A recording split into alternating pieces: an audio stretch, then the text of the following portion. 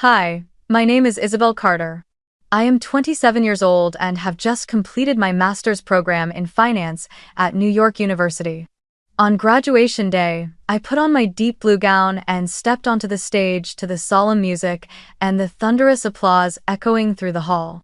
Around me, my classmates were cheered for, called by name, embraced proudly by their parents, with bright bouquets tossed into the air. But when I turned my head slightly toward the audience, all I saw was a row of cold, empty seats.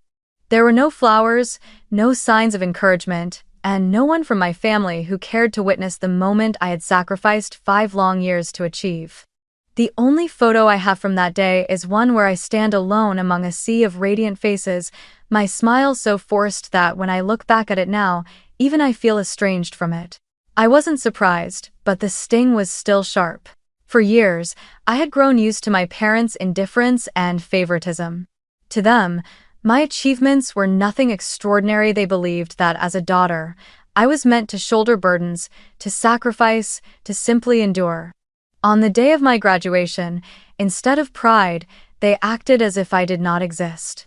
What I did not know was that later that night, when I returned to the house whose every mortgage payment had been drawn from my own account, I would be dealt an even harsher blow. My mother would look me in the eye and tell me to start packing, to give up the house to Daniel, the son they had always treated like a treasure.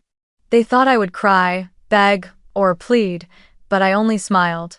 Because they had no idea that I had been preparing for this day for a very long time, and the price they would pay would be far greater than they could ever imagine. Before I tell you the rest, I want to ask you, whoever you are, listening to my story now, have you ever been abandoned by your own family at the most important moment of your life? And where are you listening to this story from today? That evening, after the ceremony had ended, I drove back home. The 2-story house with its gray shingle roof appeared before me, every brick in its walls a reminder of the nights I bent my back to keep it standing through countless mortgage payments. The air was cool, the early summer wind slipping beneath my collar, but that chill was nothing compared to the icy ache in my chest as I thought about my family not even bothering to show up for my graduation. I parked the car, walked through the front door. The faint scent of jasmine tea drifted in the air. In the living room, my mother, Linda, sat leisurely on the leather sofa, one leg crossed over the other, holding a white ceramic mug with the Brooklyn Bridge printed on it. I froze for a moment. That was the very mug I had bought her one Christmas, using the money I had saved from a part-time job during my final year of college. Back then, I thought a small gift might show her how much I cared. But now, seeing that mug in her hand, it felt like a bitter symbol of irony. The gift I gave her remained, but I myself had never been valued. She took a sip of tea and spoke with a calm, deliberate tone, laced with hidden malice. Daniel is about to get married. He needs a new space to prepare for his own family. You're independent, aren't you? Prove it. Pack your things and give this house to your brother. Her words fell slowly, almost with a sense of satisfaction, as though she had been waiting for this moment for a long time. Each syllable landed cold and heavy. I lifted my eyes toward my father, Robert, who sat in the chair beside her, a newspaper slack in his hands. He said nothing, only gave a slight nod of agreement, as if his silence was all the approval she needed. His face was expressionless, void of even a hint of compassion. I had once hoped my father might take my side, but instead he remained a shadow, always complicit in whatever my mother decided.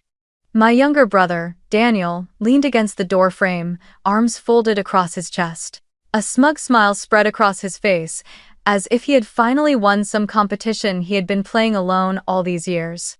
His eyes gleamed with mockery, and he didn't bother to hide it. I had supported him for so many years, paying his tuition, covering the maintenance of the car he drove, even funding the international trips he bragged about to his friends. And yet here he was, grinning as I was cast out of the very house I had carried on my shoulders. I took a deep breath, keeping my voice steady, but each word carried its full weight. For the past 5 years, every mortgage payment, every property tax, every repair bill came from my account. I paid for it all. This house stands today because of me. I looked straight into my mother's eyes, searching for even the slightest flicker of doubt, some spark of conscience. But she only curled her lips into a smirk, her tone dripping with disdain. That's a daughter's responsibility. You had the privilege of an education, you have a stable job, supporting the family is only natural. Daniel is the future of this family. He needs this house to begin his new life. Her words cut through me like a blade. Responsibility? Were those endless nights I worked until 2 or 3 in the morning just to meet deadlines nothing more than a duty? Were the days I lived on instant noodles to save money nothing but an obligation? I had sacrificed my youth so this family could live under a safe roof, yet I was always treated as expendable, existing only to carry the weight for everyone else. I turned to my father, asking one final time, my voice low but firm. Dad, are you certain that what Mom just said is also what you believe? Do you truly want your daughter to leave the house I've paid for, dollar by dollar, for 5 years, just so Daniel can have it? He stayed silent.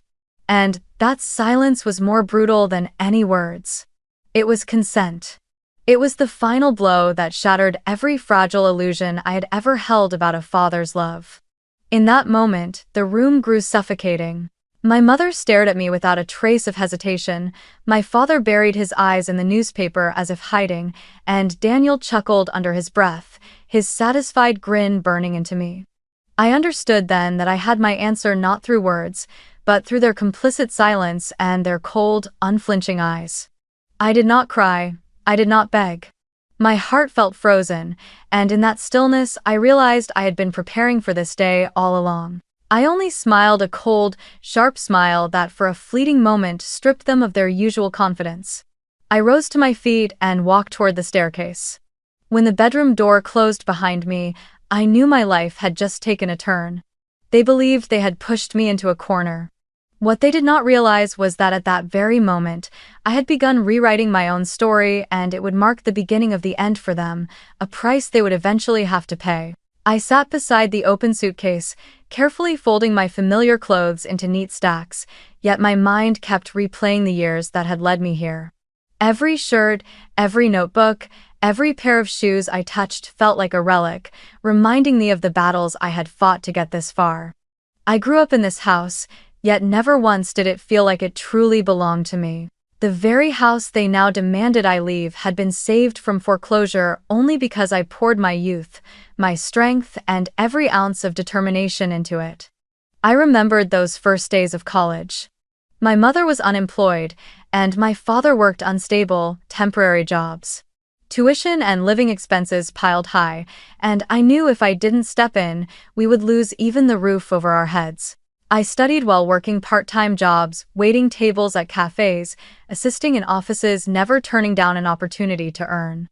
At night, while my friends went out, I sat alone in a corner of the dormitory, entering data, drafting reports, and building financial models for small clients. The pay was meager, but every paycheck went toward the mortgage, month after month. Each payment was made on time, without fail, and it was those payments that kept the house standing for the past 5 years. Yet, instead of being grateful, my parents gradually treated it all as if it were nothing more than the natural order of things. During the stretches when they were unemployed, they sat comfortably at home while I scrambled under an exhausting work schedule. There were months when I not only had to cover the mortgage but also the utility bills and even the groceries. Many times, I skipped meals just to make sure everything was paid. On holidays, when my friends were being whisked away on trips by their parents, I stayed behind in my small room, calculating every dollar to keep our family afloat. Daniel, my younger brother, was a different story. He never had to worry about anything. From high school onward, my parents spoiled him without restraint. His first car? I was the one who signed for the loan. His college tuition? Even while drowning in my own debts, I was forced to shoulder most of it. I remember one time Daniel wanted to go on a trip to Europe with his friends. My mother turned to me with expectant eyes. "Isabel, your brother deserves youthful experiences too. You have a job now, help him a little." I signed the check in silence, my heart weighed down like stone. To them, my sacrifice was never a gift, never an act of love, it was simply my duty. For years, I endured endless comparisons until I was numb. A daughter must sacrifice, must put the family first, my mother repeated like a mantra. And whenever I resisted, she would give me that scolding look and remind me, Daniel is a son, he needs a solid foundation. You, on the other hand, will marry one day. You don't need as much.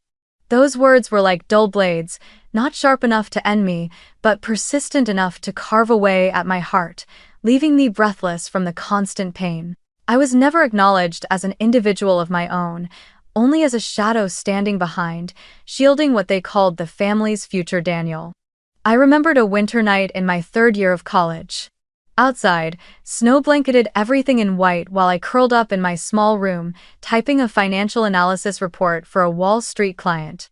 My fingers were stiff with cold, but I couldn't stop working, because the bank would withdraw the mortgage payment in the morning. Meanwhile, Daniel was partying in Miami, posting pictures of his bright, carefree smile. Beneath those photos, my mother commented, "My brilliant son, enjoying life the way he should." I read those words in the dark, feeling as though I did not exist at all. Once, I asked my mother, "Have you ever thought that I too need to be loved and acknowledged?" She only gave a faint, dismissive smile. A daughter shouldn't ask for too much. Your duty is to keep this family standing. One day, you'll understand. But today, when they outright told me to pack my things and leave, I finally understood that my sacrifices had never been recognized. They were nothing more than excuses, a way for them to continue exploiting my silence and my labor.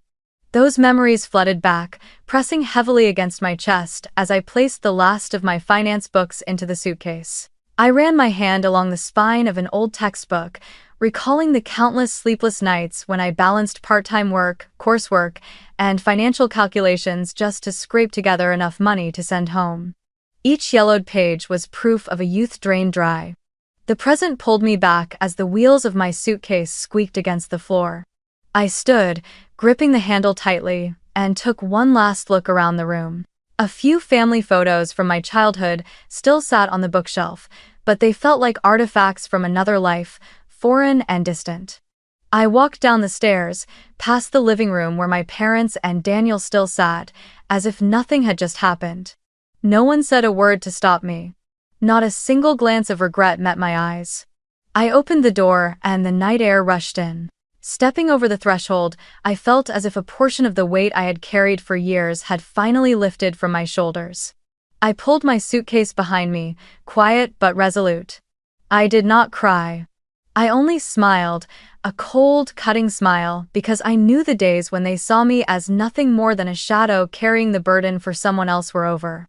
From this moment on, they would have to learn to live without the so-called default responsibility named Isabel Carter. The taxi took me back to Manhattan, to the small studio I had placed a deposit on just a week earlier. Yes, I had been prepared. For months, I had sensed this day would come, the day they would drop their masks completely and cast me aside without hesitation. As I stepped into the cramped studio on the Lower East Side, I took a long breath. The space was barely 30 square meters, with exposed brick walls and a single small window looking out onto rows of neighboring buildings, but it felt more peaceful than anywhere I had ever lived. Here, there were no sighs of disapproval from my mother, no reproachful glances from my father, no smug smirks from Daniel. Only me, and silence.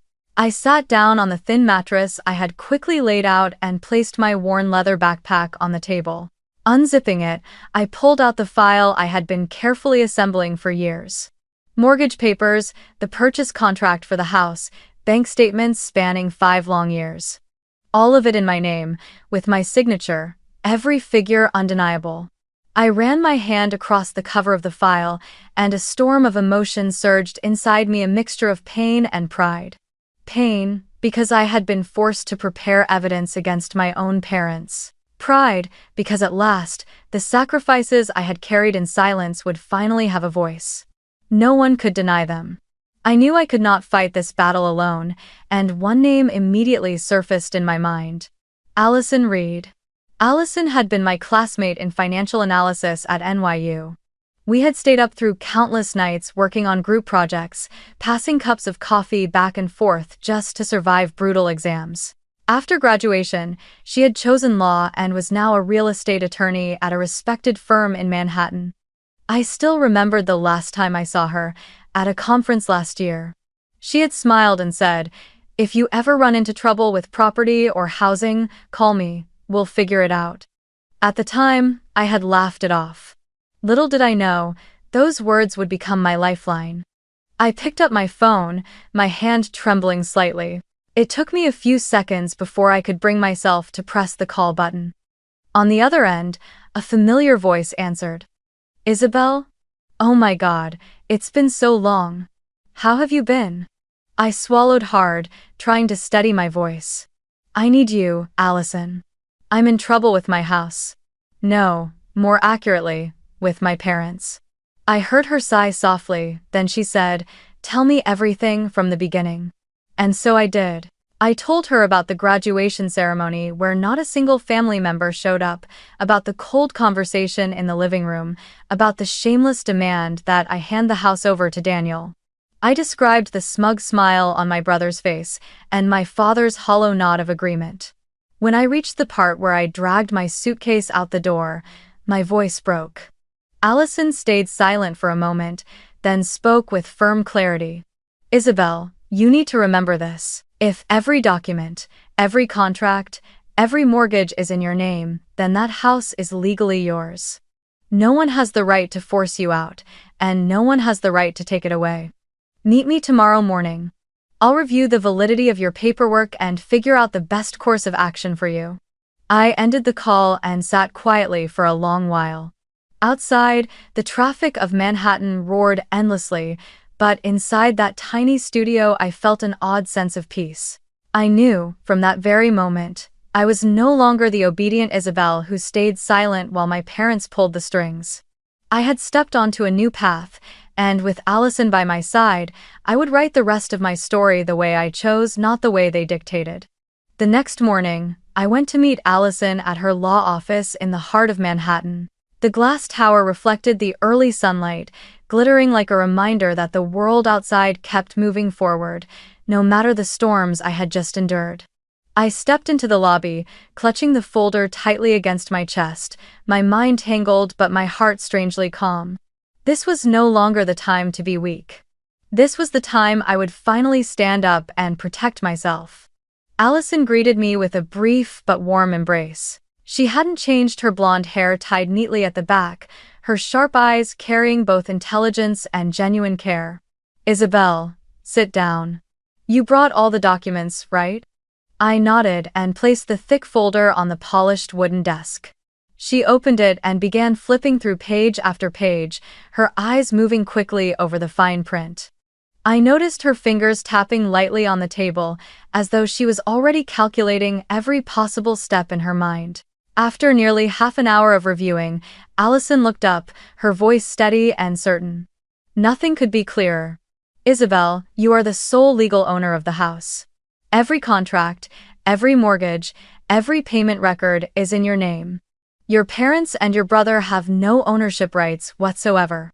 They are merely residents, and their living there has only been possible because of your goodwill." I let out a long breath, as if releasing a weight I had carried for years. But right after came a pang of sorrow, because that truth also meant that all the sacrifices I had made were never once acknowledged by them, and now it had to be validated by law. Allison set her pen down and looked directly into my eyes. "Listen, the fastest and most definitive way is to sell the house. You can keep it, of course, but that would only allow them to cling to it and keep pressuring you.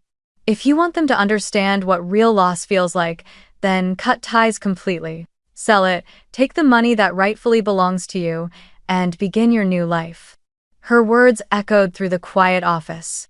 I sat still for a few seconds, staring out the window at the towering skyscrapers of Manhattan, standing tall and proud.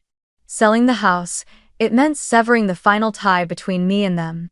But perhaps that was the only true path to freedom. "I know it's not easy to decide," Allison continued, her voice softening. "But Isabel, remember this, it's not just four walls, it's a burden that drained away your youth. That house turned you into a shadow they could exploit. If you want freedom, you have to let it go. I nodded slowly. She was right. The house had never truly been a home. It had only been a monument to injustice. I turned to Allison, my eyes resolute. Make it clear, make it legal, make it undeniable. I want this to end, once and for all. A faint smile crossed Allison's face.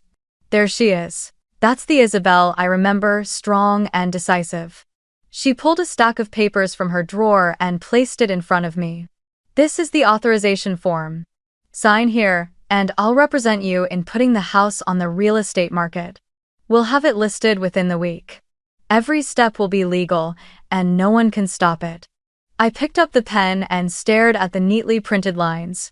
In that instant, a flood of memories rushed back every time I scraped together a mortgage payment from meager part-time wages. Every night I buried myself in numbers while Daniel lived carefree. All of it now culminated in this single act of signing. I drew in a deep breath, then pressed the pen firmly to the page. My signature carved itself across the document, a final affirmation that I had chosen my path. Allison gathered the papers, organizing them neatly before sliding them into a large folder. It's done. I'll coordinate with a broker. In just a few days, the name Isabel Carter will appear on the New Jersey real estate listings. And when that happens, your family will have no way to deny the truth. I looked at her, gratitude swelling inside me. In that moment, Allison wasn't just a lawyer.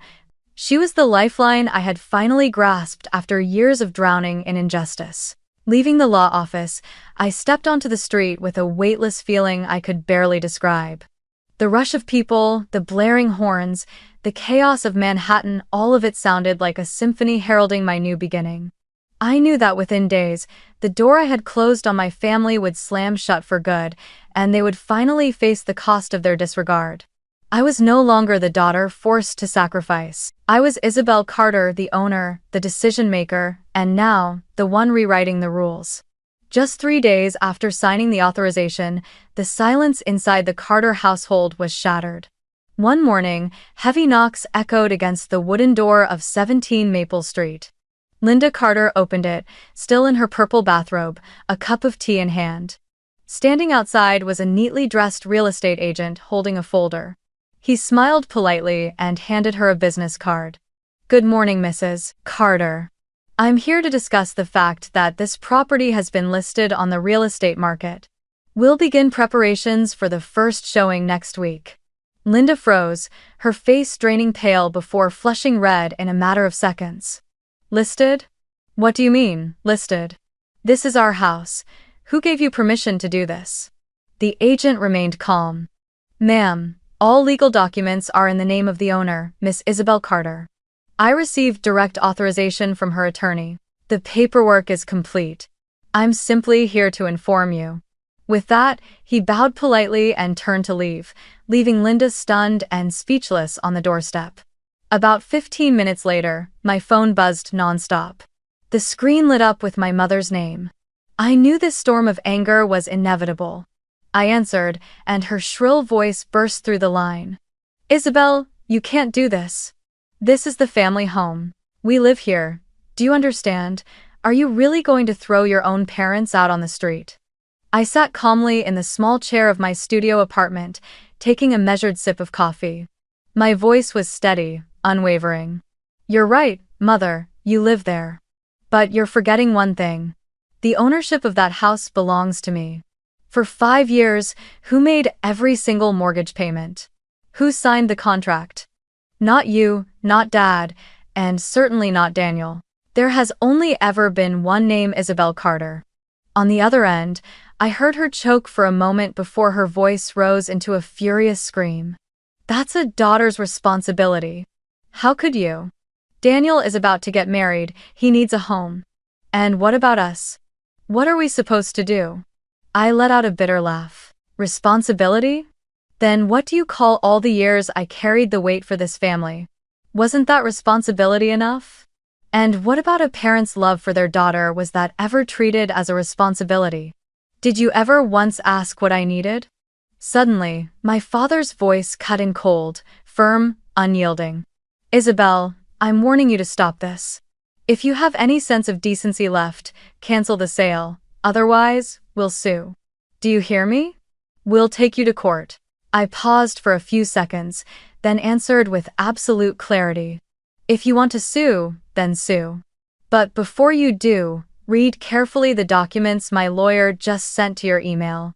The deed is in my name, the bank statements show 5 consecutive years of payments from my account, and the mortgage contract bears my signature. If you think you stand a chance of winning, be my guest. With that, I hung up.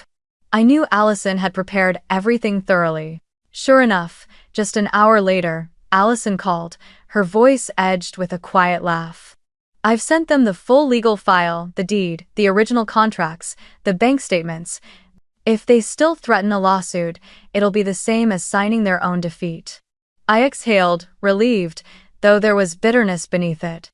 I never imagined there would come a day when I'd need a lawyer to defend myself against my own parents. Back in the New Jersey house, Linda slammed her teacup down so hard that liquid spilled across the tablecloth. Robert's face stiffened, but he had no counter left to argue. The two of them glanced at each other, then turned to Daniel, waiting for him to say something. But he sat there stunned, his eyes avoiding theirs. He couldn't believe that the house he had always assumed would be the foundation of his future didn't belong to him at all. His smug confidence crumbled, replaced by confusion and fear. Linda began frantically tapping her phone, sending message after message to me. Isabel, stop this, I'm begging you. You can't do this to us. I can't bear the humiliation. Daniel's wedding is coming, are you really going to ruin everything? I glanced at the screen, then set the phone down without replying. A strange calm settled over me. For years, they had used my silence as a tool to impose their will.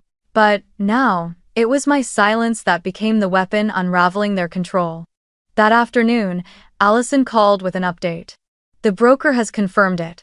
The Carter house is officially listed. Within 2 weeks, there'll be an open house. Isabel, brace yourself. Your family won't accept this easily, but they no longer have the power to stop it. I nodded. There was no trembling left inside me, only resolve. They had cast me out of that house, and now I would show them what true loss really meant.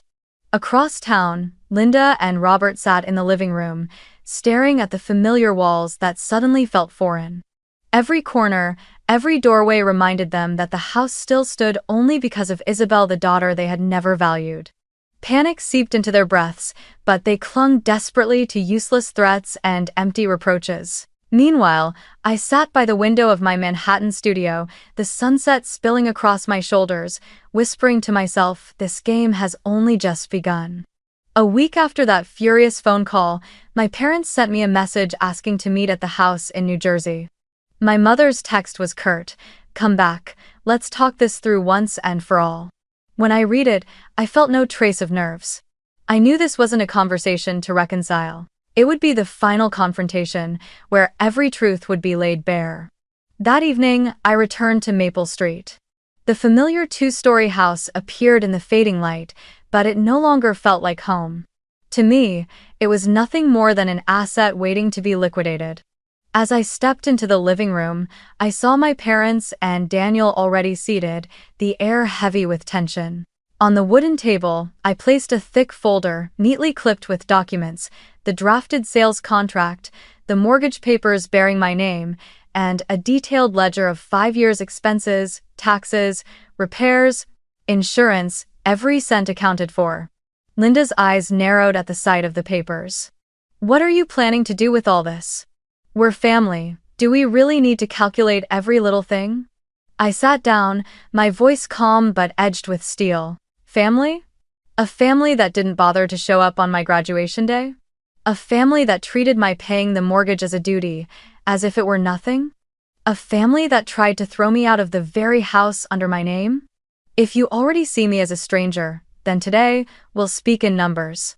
I opened the expense ledger and spoke clearly, my voice unwavering. Who paid $1,800 to repair the collapsed roof in the winter of 2020? When the snowstorm caved it in, who emptied their savings to hire workers? The room was silent. My mother's face flushed, her eyes avoiding mine. My father stared down at the floor. Daniel shifted uncomfortably, unable to meet my gaze. I turned to the next page. Who covered the entire cost of Grandma's funeral last year? When none of you had even $1 to spare, who pulled out a credit card and paid over $6,000 to make sure she had a proper burial? Who worked overtime for months afterward to pay off that debt? My father inhaled deeply, his hand trembling as he gripped the armrest tighter. He gave no answer. I pressed on, my tone sharper with every word. And who paid the $12,000 in hospital bills when Daniel crashed his car 2 years ago? When he got drunk, drove into a lamppost, and needed 14 stitches, who stood up and paid the medical costs to prevent a lawsuit? Was it you, Mom? You, Dad? Or was it me? Daniel paled, his lips trembling. He muttered, You didn't have to bring that up." I locked eyes with him. "I do have to bring it up. Because for years, no one in this family remembered. Only I did. Every dollar. Every cent." I slid the folder across the table toward them, my voice resolute. "Here is the proof. Every bill, every payment, all from my account. This house has stood for the last 5 years on the sweat and sacrifice of my labor. And now, I've made my decision. I will sell this house. Not for money, but because I need to recalculate the entire life I've carried on behalf of this family." I gathered the documents and stood. "You have 1 week to leave. After that, the open house will take place. If you refuse, the law will force you out." I have nothing more to say. I turned and walked toward the door. Behind me, I heard my mother's sobs, my father's weary sigh, Daniel's muttered curses. But to me, they were nothing more than echoes fading into the distance. As I stepped out of that house, the evening sun washed over me, and I felt an unfamiliar lightness in my chest. A faint smile touched my lips. I knew this was the ending they had forced me to deliver back to them. And for the first time in years, I felt as though I had finally reclaimed my own voice. But Linda was never one to sit quietly in defeat. She had always lived by manipulating the emotions of others, and this time was no different. That very night, she logged onto Facebook, opened the extended family group with nearly 50 members, uncles, aunts, cousins, even distant relatives, and began typing a long post. Every word was carefully chosen, laced with imaginary tears, painting the picture of a heartbroken mother betrayed by her own daughter. The post began with melodramatic grief. "All my life, I have raised my daughter, worried about her every meal and every night's sleep. And yet, right after her graduation, she coldly threw her parents out of the family home and even plans to sell it for money. I have never felt such pain." Below her words, Linda attached several old photos, a 15-year-old Isabel in a white dress standing proudly beside her parents, the whole family gathered around a Christmas tree, smiling as if nothing had ever been broken. These pictures were used as her evidence, crafted to convince everyone that this had once been a happy family and Isabel was the ungrateful child who destroyed it. Within minutes, the comments began pouring in. Aunt Carol was the first to chime in, leaving a reproachful note. "Isabel, did you really do this? After all the years your parents raised you, how could you?" Uncle Mike was harsher, his anger spilling out through his words. "Unbelievable. Kids these days go off to college and then turn their backs on their families. Isabel, you bring shame to the whole bloodline." A cousin, who had never liked me, added fuel to the fire. "See? She went to school in New York and now looks down on her New Jersey roots. She only cares about money, not family." My phone began vibrating nonstop. Messenger, iMessage, even my personal email filled with accusations. An aunt wrote, "You need to reconsider. No daughter should do something this cruel." An uncle added, "If you go through with this, your mother will break down." This is unfilial. Some relatives were even more blunt. "Daniel is about to get married. Are you trying to ruin your brother's happiness?" Before I could finish reading, the phone kept ringing again and again. A few family members called directly, repeating the same old refrain. "Family comes first." Their voices carried a mix of reproach, threats, and pleading. I sat in my tiny Manhattan studio, the glow of the phone screen lighting up my face. Each message felt like a needle pricking at old wounds, but strangely, I wasn't surprised. I had grown up being cast as the one at fault. The Carter family always knew how to twist the narrative, turning my sacrifices into obligations and turning me into the villain the moment I refused to keep carrying the load. Now, they were simply extending that tactic to the wider family circle, building a wall of pressure to force me into submission. The backlash reached its peak when I received an email from my mother. The subject line screamed in capital letters, "Stop this nonsense." I opened it, each sentence cut like a blade. "I've told the entire family, and everyone agrees you are disgraceful. If you continue, we will all see you as a traitor. Think about it, who will ever invite you to family gatherings again? Do you want to live alone for the rest of your life?" I reached the final line and felt my lips curve into a faint smile. The truth was, I had been living alone for a long time, ever since the day they chose Daniel as the center of everything and reduced me to a shadow carrying the weight. I didn't reply. Instead, I printed out all the messages, took screenshots of Linda's post and the comments, and compiled them into a single file. I forwarded it straight to Allison with a short note. "This is how they're reacting." Less than an hour later, Allison called me back, her voice steady. "See? This is textbook manipulation. They have no legal ground to stand on, so they resort to attacking your honor and emotions. But Isabel, don't worry, we'll add every bit of this to the case file. If they try to wield honor as a weapon, we'll counter with legal truth. And remember, true honor doesn't lie in words on the internet, it lies in evidence." I stayed silent for a few seconds, then nodded. Allison's words felt like a pin piercing through the fog in my mind. She was right. All those accusations could never change the truth. I was the one who paid the mortgage. I was the sole legal owner of the house. No Facebook post could twist that fact. That night, I sat before the glow of my phone, staring at dozens of unread notifications. One message stood out from Aunt Carol. Her words were short, almost pleading. "Dear, go back, apologize to your parents, it's not too late." I sighed, then let out a cold smile. For the first time in years, I felt no trembling under the weight of their pressure. I placed my fingers on the keyboard and typed one final response, sent to all of them. "Thank you for your concern, but the truth will speak for itself. Please wait." I shut off my phone and lay back on the bed. Outside the window, Manhattan's lights glittered like stars. In that moment, I knew the emotional battle they tried to trap me in no longer had power over me. And for the first time, I felt peace in my own silence. The first open house was only a few days away when Allison asked me to return to the house in New Jersey. This time, she wanted me to stand there myself, alongside the legal team, to put an end to any resistance my family still clung to. When I stepped into the familiar living room, Linda and Robert were already seated, their faces drawn and weary. Daniel leaned against the stair railing, his eyes darting away, unable to meet mine. The air was heavy, thick with finality. Everyone knew this meeting would be the endgame. Allison set a folder down on the table, her voice calm and measured. "We're here to have one last conversation. The property has been listed, and the transaction will proceed within 2 weeks. But before we take the final step, Isabel has something else she wants the family to know." I opened my leather case and pulled out another stack of papers I had guarded carefully for 2 years. These papers had once been the nightmare I tried to bury. But today, they had become the evidence that would deliver the final blow. I looked straight at my parents, then laid the stack of papers on the table, my voice cold and steady. "This is a $25,000 loan taken out at Community Trust Bank 2 years ago. The borrower's name is Isabel Carter Me. But the strange thing is, I never signed for this loan."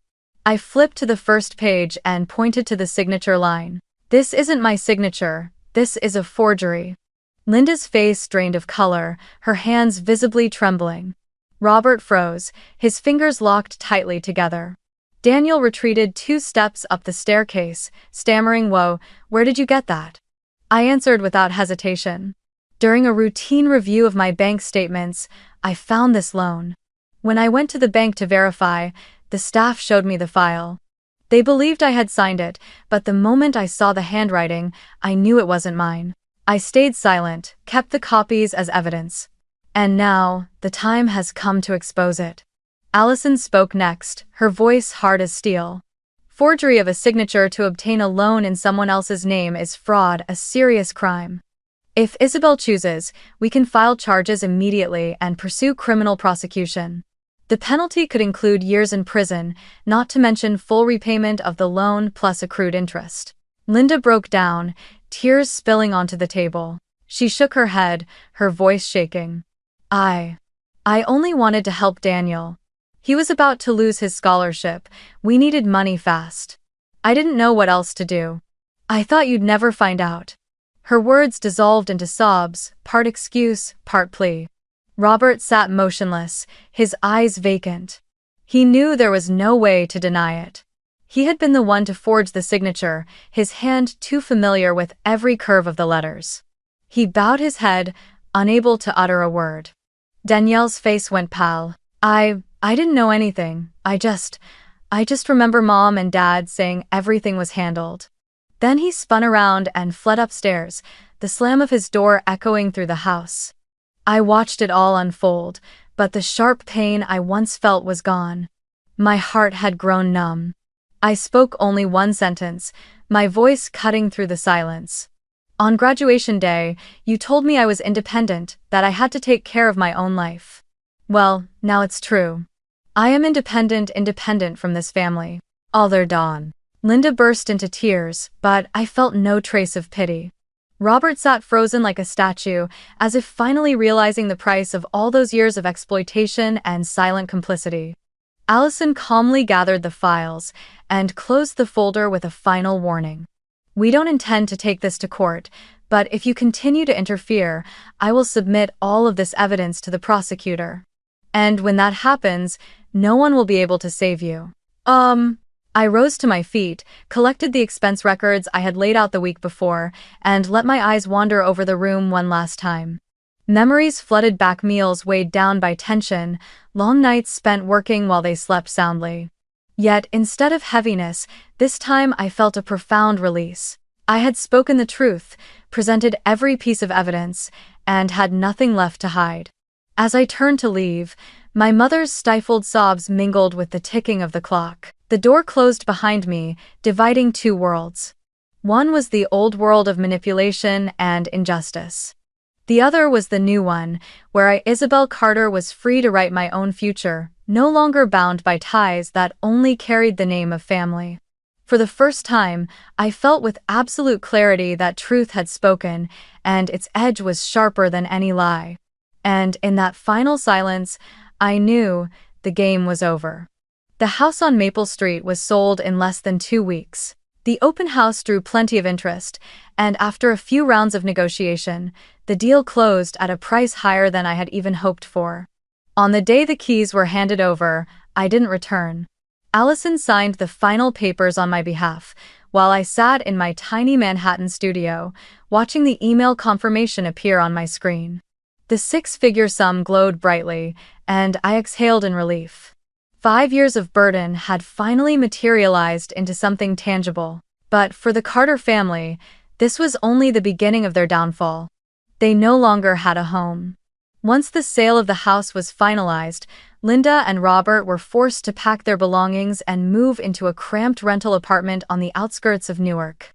From a spacious 2-story house with a garden, they had fallen into a rundown unit with stained walls and dim, narrow hallways.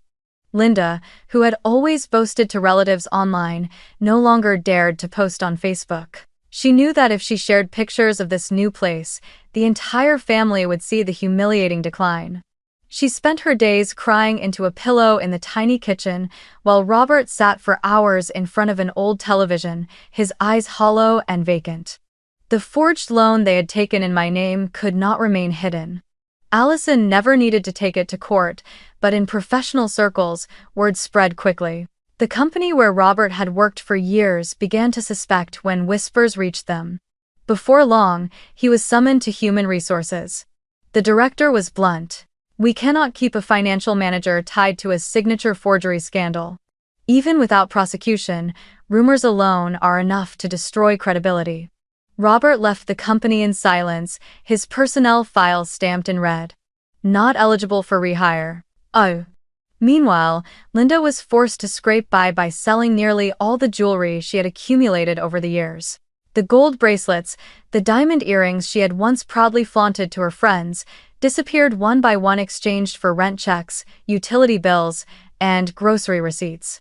She, who had once thrived on social outings, gradually withdrew, too ashamed to face anyone's eyes. Each time she heard the name Isabel Carter, the daughter she had scorned, mentioned alongside news that I had just placed a deposit on a condominium near Wall Street, she felt her chest tighten as if crushed from within. And Daniel, the one who had been most favored, was finally forced to taste reality. His fiancée, Emily, who had once been thrilled to plan their wedding, grew uneasy when she learned the Carters had lost their house and their financial footing. One evening, she met Daniel at a cafe, her eyes heavy with regret. "I'm not sure I can go through with this. We have nothing to start a life together. You don't have a steady job, and now your family has no home." "I'm sorry, Daniel." She placed the engagement ring back on the table. Daniel sat stunned, begging her not to leave, but it was useless. The relationship unraveled in minutes, leaving him alone in the empty cafe, his eyes red with despair. From being the golden child shielded by our parents, Daniel plunged into an abyss of uncertainty. He began looking for work, but his resume was empty, with nothing to show beyond a handful of odd jobs.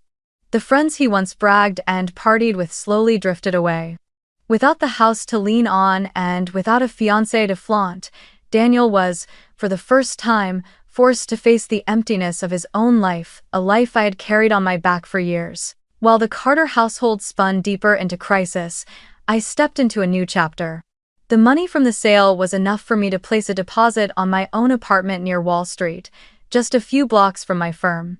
The day I signed the contract, my hand trembled not from fear, but from emotion. This wasn't a house my parents had left me, nor was it something handed down to Daniel. This was mine. The result of my effort alone. A space I could finally call home. The apartment was still unfinished, but standing on the balcony of the 20th floor, looking out at the shimmering lights of New York City, I knew I had left behind the shadows of that old house. Here, I was no longer the daughter who must sacrifice. Here, I was Isabel Carter, a woman building her future with her own hands. Sometimes I still received the occasional message from relatives. "Isabel, was it worth it to tear the family apart?" I would glance at the words, then quietly delete them. Because I knew the family had fractured long ago when they chose silence, when they chose exploitation, when they chose Daniel instead of me. What I did was nothing more than putting a final period at the end of a play that had dragged on far too long. And so, amid their unstoppable collapse, I found the beginning of my own life. I no longer looked back. The road ahead stretched wide open, and for the first time, I walked it with unburdened shoulders, carrying no one else's weight but my own. I moved into my new apartment on a clear weekend morning, sunlight streaming through the wide glass windows and flooding the room with warmth. The walls were painted a pristine white, the floor a pale wood, and a small balcony opened out over the bustling financial district of Wall Street. Everything was simple, but to me, it was freedom. No more judgmental stares, no more scolding voices hurled my way, no more weight of a house where I had been nothing more than the one carrying the debts. In this space, for the first time, I felt what true peace really was. Every day began the same. I woke early, pulled back the curtains to let the light pour in, brewed my own cup of coffee, and sat by the window reading financial news. I continued my work in data analysis, but this time it felt different. I wasn't working to race against mortgage deadlines or breaking myself to support others. Instead, I worked with passion, with the confidence that every effort I made was building a future solely for me. And soon, both effort and fortune began to smile on me. A major investment firm in New York noticed my work and sent me a formal invitation. I still remember sitting in their gleaming conference room as the HR director said, "We need someone like you, meticulous, resilient, and able to see what others overlook." I smiled softly. If only they knew that it was those years of forced burdens that had forged me into who I was today, they would have been even more astonished. The new job opened countless doors. I attended conferences, networking events in the investment world, bright lights, lively conversations, and every handshake carrying the possibility of opportunity. At one of those events, I met a young man in the same field, his eyes bright, his smile sincere. We spoke for a long time, trading thoughts about projects, dreams, and even the fears we rarely confessed. But this time, I didn't rush into a relationship as if I needed a lifeline. When he asked, half joking, half serious, "Do you think we should see each other again?" I simply smiled and replied, "I already have a life of my own." The answer surprised me with how light it felt in my heart. Because I knew I no longer needed anyone to fill a void. On late nights, I often sat by the window, gazing down at New York City shimmering with lights. The rush of traffic flowed like veins of fire, and the glowing towers rose like stars anchored to the ground. In those moments, I no longer felt small or invisible. I felt that I truly belonged here, part of the city, part of a future I had chosen for myself. My story did not end with tears or hatred, but with a simple truth. I had broken free from the chains called family. They once cast me out of the very house I had bled to keep standing, but they never realized I had been preparing for this all along. Independence, the very word they used to mock and dismiss me, had become the weapon that allowed me to reclaim myself. And now, I want to ask you, the one listening to my story, if you were in my place, would you forgive your parents after everything? And today, from where are you listening to this story?